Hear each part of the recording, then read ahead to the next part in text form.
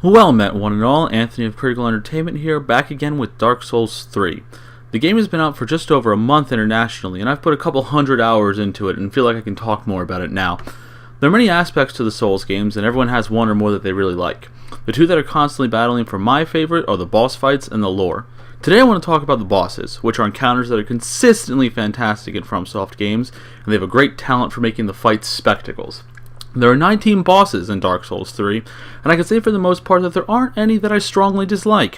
What I want to do with this video is give an overview of the bosses, almost like a mini review for each fight, and just for fun, I'm going to go through them in order of my least favorite to my personal favorite.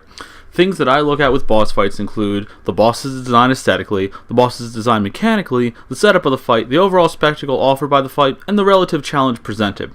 I'll also award meaningless bonus points for music tracks that I find particularly magnificent.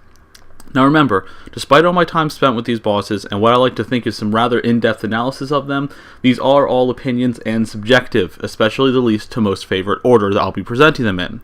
Furthermore, while I'll be mentioning general strategy, these overviews will not be in-depth boss guides. If you want that, such a thing would be a call for a different series of videos. Finally, if you're still playing the game or in the middle of watching a Let's Play or anything else where you haven't seen all of the bosses yet, consider this your spoiler warning if you care about that, because we aren't going in progression order here. Alright, let's get this train rolling. So starting off with the bottom of my personal list, unfortunately, is High Lord Wolnir. I find it a shame that I have to put this boss in as my least favorite because I do really enjoy the setup of this fight, from the cutscene that plays to the boss being hidden in darkness for several seconds when the fight begins. Unfortunately, it doesn't take long for the glowing bangles on his wrists to catch your eye and for you to find the gimmick of the fight. After that, the fight is a non-event that can be over in as quick as a minute. Not a boss that I strongly dislike, but he's unfortunately kind of nothing. Next up in my 18th spot is the Ancient Wyvern. I'll admit that it was difficult for me to decide whether this fight or Wolnir was my least favorite, and the only reason that this fight beats out Wolnir is based on spectacle. You enter the arena of the first boss in Archdragon Peak, and this Wyvern flies in and the fight begins. However, it doesn't take long to notice a path off to the left behind the boss. Following the path and dodging or dealing with the Serpentmen allows you to reach a high point that allows you to plunge attack the boss and end the fight in a single attack. Now, jumping off a ledge and shoving your weapon into a Wyvern's head is a spectacle, pretty badass, and has a substantially better looking kill animation than any you see in Skyrim, but it also means that this fight really isn't one. 17th on the list of Anthony favoritism is the Crystal Sage. This may be the boss that I personally find the most irritating in the game. His setup is nothing special, and there really isn't much spectacle to the fight as a whole, though I do really enjoy his aesthetic design.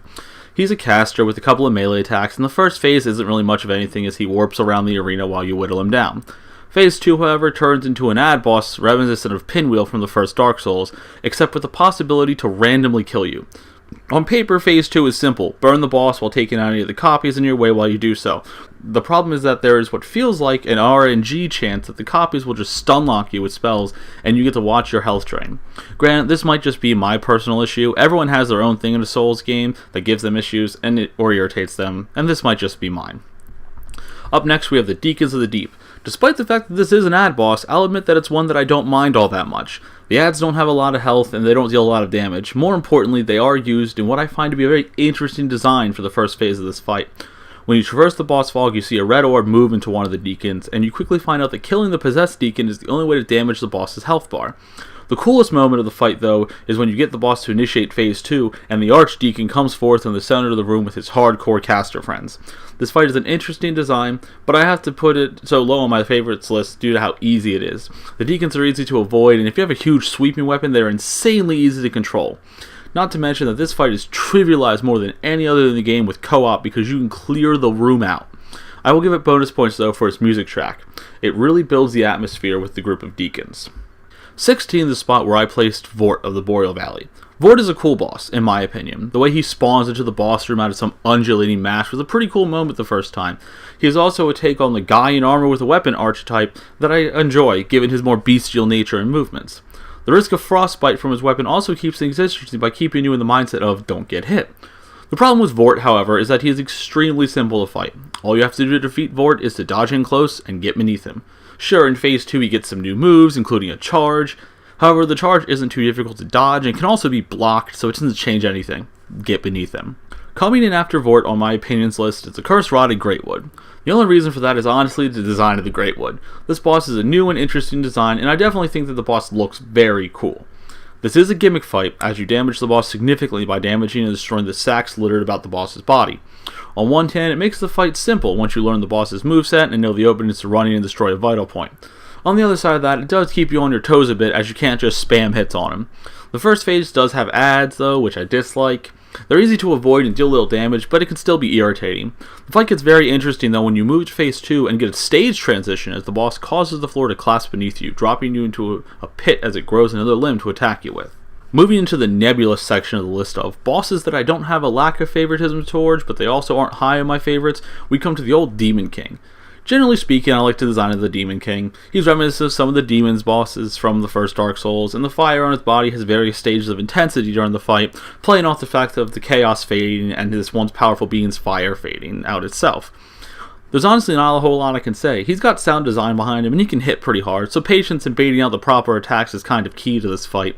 Sadly, Phase 2 is actually easier than Phase 1 in my opinion, as all of the ranged attacks he switches to are easily outranged by you and avoidable. Though the very last portion of the fight when he collapses, fires off one last desperate AoE before flailing in desperation to no avail as you finish him, makes for a great moment to end the fight on. Up next at number 12 is, surprisingly, the tutorial boss, Iudex Gundyr. I love this guy as a tutorial boss for a Souls game. He is still very clearly a tutorial boss, and far from a super difficult fight, but he has a generally complex moveset and is a fair fight to start the game on. Not to mention the setup, pulling the coiled sword from his chest is such a cool starting moment for the game.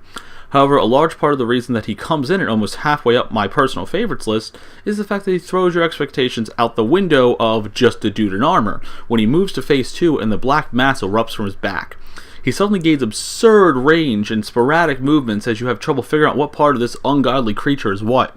As cool as the transformation is though, it does give the boss a glaring weakness: fire. If you picked up the fire bombs in the area before the boss room, or started with the black fire bombs as your burial gifts, the second half of the fight is as simple as avoiding attacks and timing your throws right.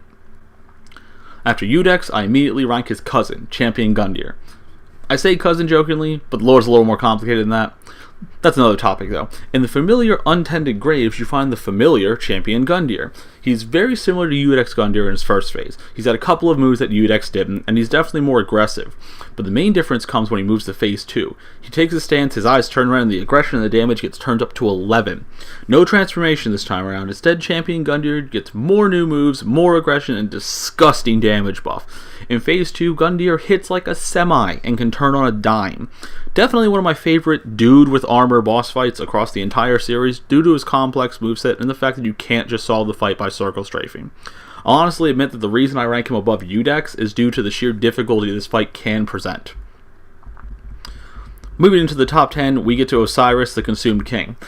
And I'll admit that even though he comes in at number 10, he's also the last one of that nebulous realm of middle preference.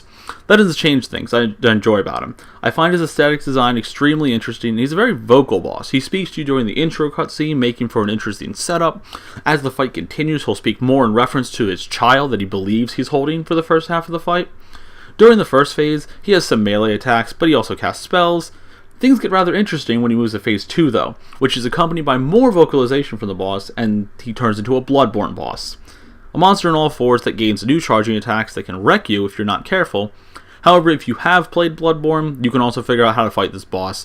Get behind him, don't be beneath him whenever he starts charging. However, I really like his visual design, and his music is extremely atmospheric and gains him some bonus points. Alright, time to start talking about Lords of Cinder, the main objective for the most of the game. We're going to start with Yorm the Giant. Now, I will say first and foremost that the reason Yorm made it into my personal top 10 is due to the sheer spectacle of the fight. Yorm has a ton of health, but if you run to the other side of the arena and pick up the Demon Souls reference, I mean Storm Ruler, it's as simple as avoiding Yorm's attacks and using the weapon Arlen Sword with 0 stat requirements for massive damage. However, the atmosphere and feel of the fight is ridiculously epic. First and foremost, Yorm is a giant, which is pretty awesome by itself. The Storm Ruler also adds to the spectacle of fighting this once proud lord. However, the best spectacle also makes the fight extremely easy. If you complete Sigvard's questline, he joins you for this fight and with his own Storm Ruler, fulfilling a promise to an old friend. Granted, Sigvard can actually solo Yorm, so the fight has very little difficulty, but man, it's a pretty awesome game moment, and the music really adds to this fight. Next up at number 8 for me, and our second Lord of Cinder, is Aldrich, Devourer of Gods. Aldrich's design, with the added Gwyndolin part since the Lord of Cinder consumed him, is an amalgamation at best, and it makes his movements very bizarre. I do love that design though, and I go back to the fact that he isn't a dude in armor, and you can't just solve this fight by circle strafing. Once you get his moveset down, he isn't insanely difficult, though his magic and bow attacks in Phase 2 can sometimes be an issue. I don't really have a lot to say about Aldrich because the design is mostly sound as a fight. He's got a complex moveset and some interesting moves. I will say that I generally appreciate that the nasty goo that fills the room that was once the boss room for Ornstein and Smough doesn't slow your movement or mess with your rolls. Number 7. Yes, another Lord of Cinder. This spot for me goes to Lorien, the Elder Prince, and Lothric, the Younger Prince. The opening cutscene gives you a pretty solid setup and an interesting reveal as you start the fight not against Lothric, but his older brother Lorien. Lorien crawls around, making his movements limited but sometimes awkward to follow. He also likes to teleport about, mixing his combos up and keeping you on your toes. Once you get the timing down, it isn't difficult to deal with him, but hold on, because after you down this boss, Phase 2 kicks in. Lothric comes into the fray and resurrects his brother. Now you have to fight Lorien again, this time with Lothric on his back. It doesn't change this fight much, but it does add a few spells to the list of things to avoid as Lothric sometimes fires them off from his brother's back.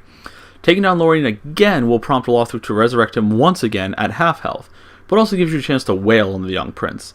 You'll probably end up taking Lorien down a few times before you finally drain Lothric's smaller health bar. Though with the right weapon and or position, you can actually hit Lothric while he's on his brother's back. This fight is an adequate difficulty, but the main thing I enjoyed about it is a new and interesting take on the multi-boss fight. Moving away from the Lords of Cinders for a little bit, we have the Dragon Slayer armor. I really like this fight. First off, it's a callback done right, in my opinion. It's not just Ornstein again, and it's a different armor with a different fighting style, but the callback is there. It is dragon slaying armor. The boss hits hard, and the second phase does involve the weird flying creatures around the arena attacking you at range, but honestly, I find the boss more intimidating than I do difficult. That's not to say it's an easy fight. You can't solve this like a Dark Souls 2 boss. The shield bashes in its moveset mix things up and mean that you have to block or avoid attacks for your window, rather than just circling away. And in Phase 2, heavier two-handed attacks are added to the moveset with some ridiculous range and damage. It's a fight that feels intense in a cool arena, and the great setup as you watch the armor come to life. The music track that plays with it only adds to all of these, and merits some bonus points. Alright, time to get into my top 5 personal favorite bosses in Dark Souls 3. Coming in at number 5 is the Dancer of the Boreal Valley. First and foremost, I love this boss's design aesthetically. Her elongated limbs, the way that she stalks around the arena, the flowing veil attached to armor, that awesome armor that can also be acquired by the player, complete with the veil. Though your character can't have legs for days the way she does, so you can't rock it as well as she can. Anyway, aside from that, the pace of this fight is something that I'm really into. I love how her moves are vague and almost floaty. It obviously plays off the Dancer theme, and also adds the aspect of odd timings in her attacks. 1 second she's circling you, and the next you better have been prepared to dodge a sword slash because it's coming in quick. When she moves to Phase 2, she gains an additional sword and some very flashy and nasty combos, normally in the form of spins. The name of the game in Phase 2 is Patience as you learn all of her new moves. Some of her hitboxes can get a little wonky, but all in all, the Dancer is a fun fight with a lot of good design. Up next we have Pontiff Sulyvahn. Let me start off by saying that the setup for this fight is great. No cutscene or anything, just a figure at the other end of that church walking towards you as his 2 enchanted swords come to life. It's almost mesmerizing, but he snaps you out of that really quick when he jumps at you. You can parry that if you get the timing down. And speaking of timing, wow, does this boss like to fuck with yours. Most of its attacks have some sort of weird delay or timing that can really throw off your dodges and parries until you get used to them. You can parry him though, and if you can get that down, the fight becomes significantly easier. Nevertheless, it's a rather fantastic fight as he zips around the arena. His moveset is complex and extensive, and if you're not careful, you can get yourself caught in a nasty combo that usually lasts long enough to kill you. When he moves into Phase 2, he creates a phantom clone of himself. This actually makes the fight easier, in my opinion, though, because he calms down a lot, and his clone usually mirrors the attacks he's about to use next, resulting in very heavy telegraphing. Regardless, it's another very intense fight, and is one regarded by many as rather difficult. Top 3 time! Moving to my third favorite boss in the game, we have the Abyss Watchers, the 4th Lord of Cinder present in the game. This fight, I'm telling you man, the setup is great when you walk in and find a rumpus room with the boss fighting itself. The boss fight then begins and slowly turns to what I find to be one of the most interesting multi-enemy boss fights I've ever seen. You wear down the Watcher that you started the fight with a bit, and then his buddy shows up, putting you on the defensive. But after a bit more time, another Watcher shows up who is mostly on your side. I say mostly because you can still damage each other and sometimes he aggroes to you, but still, he's on your side. The sheer complexity behind the design mechanics for this fight is amazing, and it makes it a mosh pit of swordplay and strategy. There was one issue that I found, at least I don't think it was intentional. I've noticed that sometimes, if you're maybe killed by the boss, for instance, him and his friend, they'll aggro to the enemies that are outside of the fog gate and run towards it. And I actually had that happen once with the guy on my side while the fight was still occurring. But it's kind of a rare occurrence. The cool moments of this fight keep coming, though. When you take down the Watchers, you are treated to the soul of the wolf blood coming together and bringing you face to face with a fully powered Lord of Cinder, and you have to fight the Watcher again with some new tricks. FromSoft is great at making a boss fight a spectacle, and this one really takes it for me. And speaking of spectacle, my second favorite boss fight in Dark Souls 3, ranking just under my personal top spot, is the final boss of the game, the Soul of Cinder. It's a fight setup that we've seen before, with us showing up at the Kiln of the First Flame, yet it doesn't seem to get old. Add to the fact that this boss is waiting there, and when we arrive, it stands up, pulls the coiled sword for that bonfire, and charges straight for us. Coming face to face with an amalgamation of those who have linked the fire in the past can be daunting. The boss changes between 4 different styles throughout this fight, each one complex enough in its own right, and the boss switches them. You fight a strength style with a great sword, a dex style with a curved sword and pyromancies, a sorcery style, and a style with a lance and miracles. Makes the fight unpredictable and really keeps you on your toes. But that's not all. You empty the boss's health bar and then...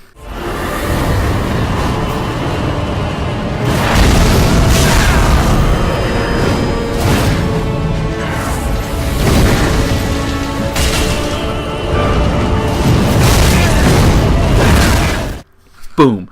Not only is the boss back for more, but we've got Gwyn, the First Lord, breaking through and showing his lingering presence, complete with the music change. I can't get over how awesome that moment is. Probably my personal favorite in the game.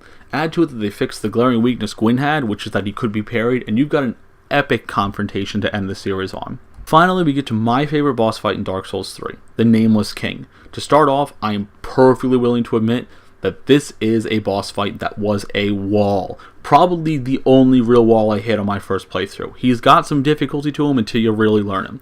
But let's back up here and start with the fact that the boss rides into battle on the back of another boss. The first half of this fight is you fighting the King of Storms that the Nameless King comes in on, which only shows you what kind of badass you are dealing with. Now, they both hit really hard, so you need to learn the attacks and how to avoid them. But after that, the only real battle for the first half of this fight is against the camera. It can get a little out of whack with the way the dragon moves around, but that's okay. After you take down the beast, you are treated to a cutscene reminiscent of the Ornstein and Smough fight, as the Nameless King absorbs the soul of his fallen comrade and gains some new power. Now you're face to face with the man himself, and this fight is pretty nuts. He hits really hard, he can move pretty fast, and he has a lot of moves at his disposal. And the moveset only grows as you get through his large health pool. His attacks are very telegraphed, however, so with some doing, you can learn how to deal with him, and you can wear him down and take him out. And there you have it, an overview of all 19 bosses in Dark Souls 3 in my personal least to most favorite order. If you like this video, check out some of our other stuff on Critical Entertainment and feel free to get in contact with us. Thanks for watching.